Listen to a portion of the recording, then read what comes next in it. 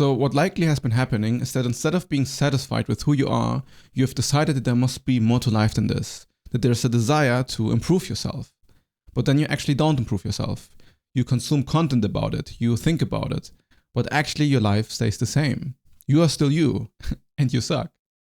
And then it's the ego that starts to overcompensate for how inadequate you feel. You do so by going to the gym, going on nofap, and meditating, all to tell yourself a story. The story of someone who used to suck, but now doesn't suck anymore. But all of this, for whom? Like, why are you doing this? Why does any of this matter? Because if you look at it from like a sober lens, the story that you're telling yourself doesn't really exist except in your head. In your head, it exists as something so important, so crucial. It's like your life story. Don't be a loser. Don't become a failure. Whatever you do, don't embarrass yourself. What will others think of you? And here, you can see the real root of narcissism. Narcissism really is just an unreasonable high sense of self-importance. Now, you might say, but why self-importance? Isn't it that I don't think I'm important enough, so this is why I'm so insecure about myself? But the flip side, or the reaction towards the sense of insecurity, then becomes arrogance. Now, the thing that makes you change, or that makes anybody change in fact, is the sense of that you're not good enough, that there's something more to life. But the problem is the way it's getting fueled. It's not that you want to be better, it's that you think you're bad. As if somehow you are disgrace to your family, or society, or just yourself. And this is where the ego overcompensates. Maybe a friend of you already is married and has a kid and you are still a virgin. Or maybe another friend of you has an amazing job and gets a ton of money and you are like, I don't know, homeless or something.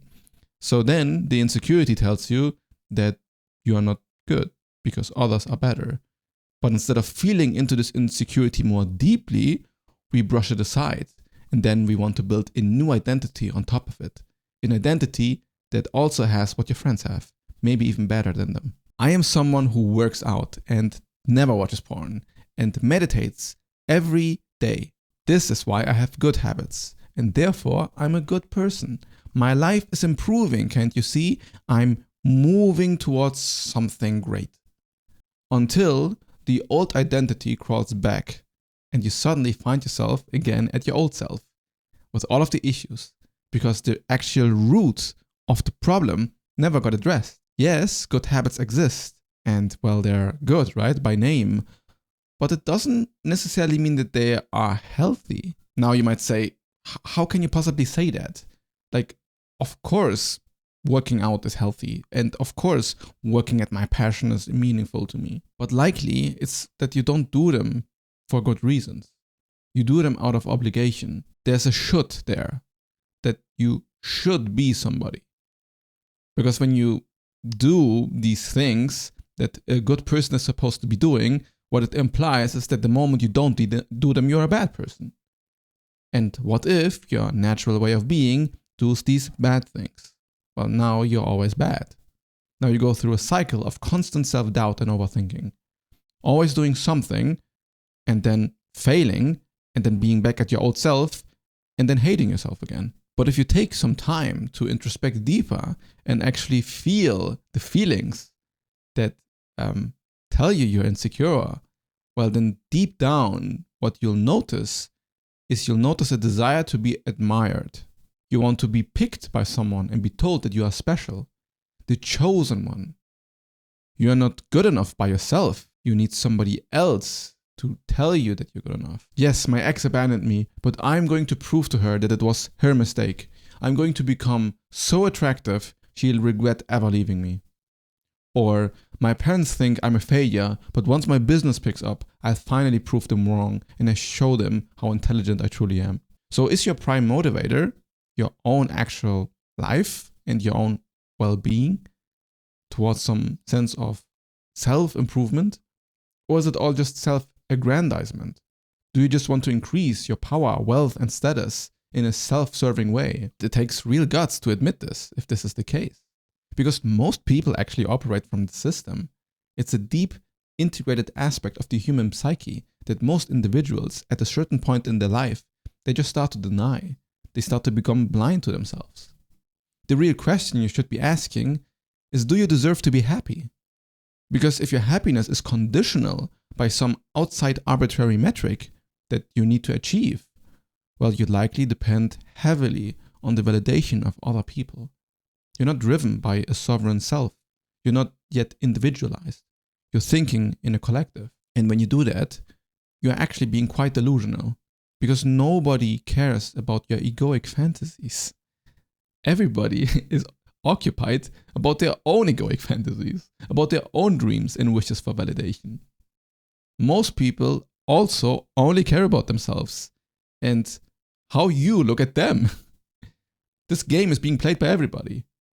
Everybody just wants to be admired. It's a very crucial aspect of the human experience.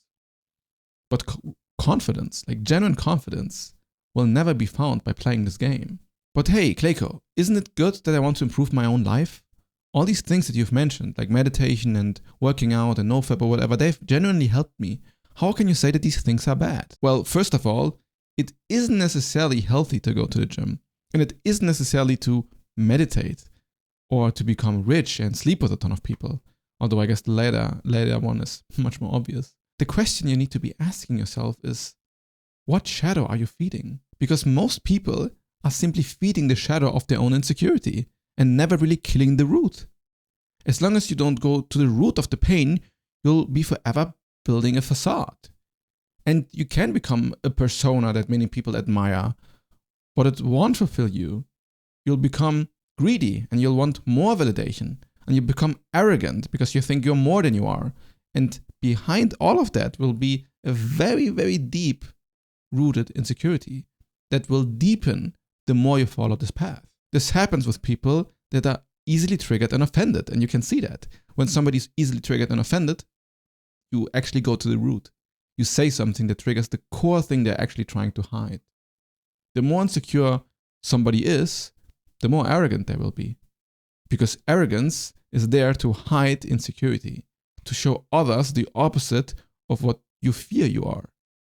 And in confident people, this doesn't happen. The confident is self-assured. And you'll always feel this way, this as long as you don't follow your own values and principles. When you're simply copying what other people have told you, what your values and principles should be, then they will make you suffer. People go to the gym to show off how strong and disciplined they are. People build businesses to prove to their parents they are smart and worth it. People enter spirituality to show how awakened and enlightened they are. It's all vanity. In a very real way, we've collectively been brainwashed by standards just the internet has set for us. At a vulnerable moment in time, especially at a younger age, you got invested in an idea. For example, maybe you got wind of the idea that you should not watch as much porn because it might be damaging to you. So then what do? Do you contemplate this for yourself? Observe your behavior and feelings and how you relate towards it? Or do you suddenly feel shame, guilt? Because other people actually have planted the seed of guilt in you that is telling you that you should feel guilty about this. That what you're doing is not part of what the social group tells you is correct. Most likely, you've just found people who validated the insecurity you already had. And now it has developed, you could say mutated, into a core belief that as long as you are behaving in this framework of the belief, you are like the sucky version of you again. There's a lot of kink shaming going on here. But maybe you have a genuine addiction that is making your life worse. Maybe it would be really of great benefit if you tried nofap or any other form of self-discipline. Maybe what you actually need to do or want to do is quite natural. And you just convinced yourself that it is something that you need to be ashamed of. Maybe you actually don't need to have a muscular and fit body to find the love of your life. And maybe all of the lifestyle, like the rich lifestyle that people flaunt, would actually make you quite depressed. And I'm being coy when I say maybe. The answer is of course. This is how it is. The real self-improvement only happens in the relationship to yourself, which is also called spirituality. And if spirituality sounds too esoteric, you can also say psychology. It is practically the same thing. It is the exploration of your inner world, the understanding of your psyche that will actually give you the fulfillment you're looking for. It doesn't need any of this external validation crap. And this is not an excuse to stop working at yourself. Like, don't let your ego trick this to saying, okay, I'm just going to behave like a huge asshole now. But it is here to say that the admiration that you're looking for is really only found in yourself. It is your own to have. To be good enough is to accept yourself, to not need other people to tell you what you are or should be and what you should do and should not do, especially not random people like me online on social media. Like, why do you even care what I have to say, right? Well, of course, maybe I know a few things that you don't, but you don't know them either, even if I tell them to you. The point is not to blindly listen to me. You know they are true only when you've validated them from your own experience. Nothing of what I say will be true for you until you figure it out for yourself. I can only give you a hint or guide you somewhere. And to see how deep what I'm saying actually goes, this is very, very, very much the spiritual path. It goes way deeper than any normal, ordinary human understands. And to even say this, right, to even acknowledge that already appears quite arrogant and narcissistic. The entire society is in a collective dream. And to wake up from this dream the ego creates is to become aware of yourself. Because none of your egoic stories really matter in the way that you think they do. They are really an illusion of the mind. Life is much more grandiose and much bigger, much more magical than your thoughts. But the desire for genuine improvement is real. And it isn't just all ego. It isn't just all posturing. What you feel is that the world needs people to step up and make it a better place. Because malice, greed, and you could just say sin controls everything of just modern capitalist society. It's not all evil, but it all comes from the same delusion of needing to aggrandize yourself. That's what society is built upon. And to become aware of this collective dream and elevate your consciousness is really where the change happens. It's all about awareness. Awareness of being able to distinguish what is a genuine desire you hold or what you've copied from others without validating it first. And you might say, but Kleiko, if I just exist as myself, isn't that real narcissism? If I stop caring about all these opinions of others, then am I not becoming actually arrogant and delusional myself? Because what you're proposing is that I only care about my own inner world. And I know quite a few will have this reaction, but isn't that ironic? That if I tell you that you can be fully compassionate to yourself and you can completely own your principles without any comment from another person, what is it that comes up immediately? Well, now maybe I'm actually not good enough. Maybe now I'm being arrogant and evil for thinking that I could possibly know the truth. Because if I care only about myself at like a fundamental level without worrying what others think about my life choices, now who is there to validate or disapprove of my decision? Now everything that I do is up to me. God damn it. That actually feels much more heavy and a little bit isolating. Like I said before, narcissism is an unreasonable high sense of self-importance. But what people don't realize is that the self-importance is what gets expressed in the image we want to create. It is in showing others, look how I'm living my life. You should look at me because what I have to say is more important than what other people have to say. And you can do this from a position of genuine desire to help people, or you can do it from a genuine desire to feel more important than what you actually are. Because you're just one person out of a lot of people. We are ants. We are actually ants. If you start living in the way I'm suggesting you do, then what you will notice is that you will become self-sufficient. Well, then your ego won't gain any pleasure anymore from the admiration of others. I mean, maybe you can like enjoy a compliment. It's not that compliments don't feel nice, but you might actually lose the motivation to go to the gym. Maybe your entire life actually was built on a weak foundation and you fall into an existential crisis. This does not feel like improvement at all, does it? But sometimes we must go down to go up again. And the silver lining or the very good news is that you genuinely care about your well-being and your own happiness. This is what is built into you for just being alive. And then if you go through all of this societal bullshit, well, then what you'll find is that truly, like on a cosmical, existential, factual level, you have nothing to prove to anybody. There's absolutely no need. You can just simply exist for yourself. And then you'll find, without judgment, it is actually easier to go to the gym. It is easier to do all of these good habits, because it is genuinely your own decision, because you just want to do it. And if you don't do it, you're not going to feel like shit. You're not going to insult yourself over it. You just do it as free of a choice as it could be. It's all about eliminating your own judgment at the end of the day.